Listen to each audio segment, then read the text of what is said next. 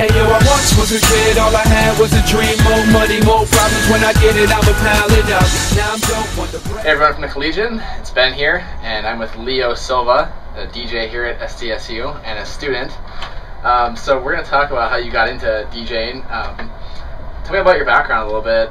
You're from Sioux Falls, right? You went to Lincoln? Yeah, well, originally I'm from Brazil, actually. Yeah, right. But I've been in the Midwest for quite a while. I grew up in Seattle and then did high school in Sioux Falls, Lincoln. Yep. And then I've been at SDSU ever since. So were you DJing when you went to Lincoln? When did you get into DJing?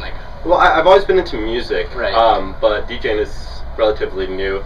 I was really into jazz, really into the whole jam band scene. So I had a couple bands, had a couple ensembles, but once those broke up in high school, everyone went to college, went to different parts of the country. So how often do you get back to Brazil then? You know, I didn't for a really long time. I've been really fortunate to pretty much go about once a year. I actually just spent 8 months down there last year. Nice. Probably going to go down for New Year's this year. So it's been better. And that's where all your family is, right? Yeah, the majority is a lot of friends, and I just really enjoy Brazil. Okay. Yeah, there you go. Nice.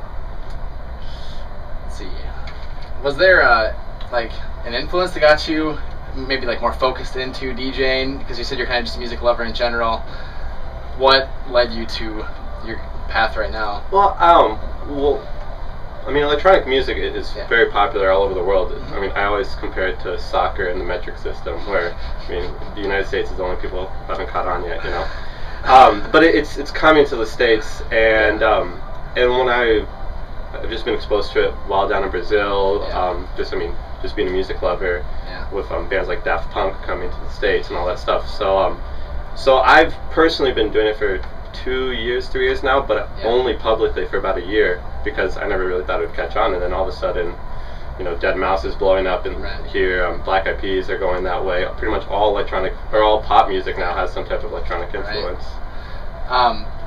So how would you describe your style of DJing? Because there's a mashup style, like you said, Daft Punk is maybe one of your influencers. How would you describe your DJing as of right now? I mean, I'm sure it's evolving. Oh, of course. And I mean, I've always really enjoyed the live element of bands. Like I said, I was really big into the jam band scene. Yeah. Dave Matthews, Fish, all those guys. Right. Humphreys McGee, big band. All right, definitely. But so I really try to keep as much of it live as possible. I play around with a lot of loops. I drop acapellas. I try to keep it as much of a show as a performance as possible. But one of the cool things about DJing is there really is no rules. I mean, as long as it sounds good, I mean, it doesn't really matter what you're doing back there. So what sort of gigs are you playing mostly right now? Because you have a pretty regular show in Sioux Falls at Club David. Yep. And then you have KSEJ. You perform once in a while here, and yep. I do about every 2 weeks down at Club David. And it comes out to roughly twice. It comes out to twice a month, so roughly every 2 weeks, including Halloween, New Year's, their bigger events if they have anything planned like that.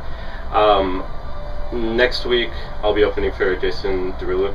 Yep. Derulo, exactly. I'll ask you about him in a sec too. Yeah, and so that's been, I mean, that's major. Yeah. Saturday I'll be at the 9 here in Brookings. That's the 16th. Sunday I'm at the 9 again, the 17th. Yep. Then back at Club David. Then the 30th I'm up in Minnesota. I'm doing a festival at St. John's University. Cool. This summer I'll be doing Life Flight, opening up for Terrence Parker, who's a huge DJ. It's kind of a new thing they're doing at Life Flight, is bringing some famous DJs, and then it works with some other stuff down in Phoenix, down in Austin. So. That's pretty crazy. So I mean, your name is definitely getting out there. I mean, are you all self-promoted, or do you have anyone that helps you with all that? I'm self-promoting as of right now. Yeah. I'm in talks with some other things. I mean, different events that I do have promoters who promote me for it. Like I said, I give a shout out to Campus DJs up in northern Minnesota. If you guys are tuning in, they really help promote me up there. Big Peter Entertainment out of Austin has kind of helped me down in the south. So sweet. So what sort of gig has been your favorite so far? I mean, you play a lot of bars and nightclubs type deals, but is there a favorite one that sticks out in your mind, or a favorite experience, maybe Halloween at David or something? Yeah, Halloween at David was crazy. I mean, that was nuts. And honestly, I mean, I've been very fortunate to play for a lot of people.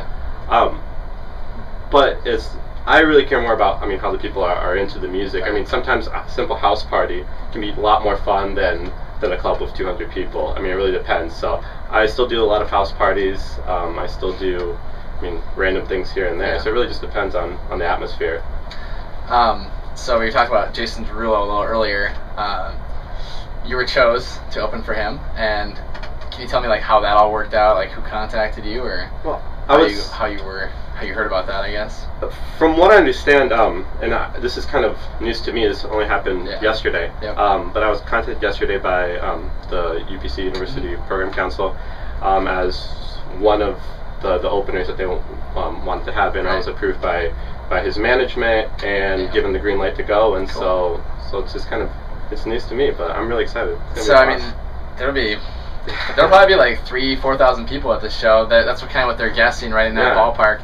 Is that going to be like your biggest show ever? I mean, absolutely. That's pretty crazy. I mean, what does that mean for your career? And I really don't know. I mean, like I said, when I'm up there, I just really enjoy the music. So definitely, they're saying I think 3,000 tickets have been sold. I think 5,000 would be sold out. Where they're thinking they're going to be pretty close, but they're not sure.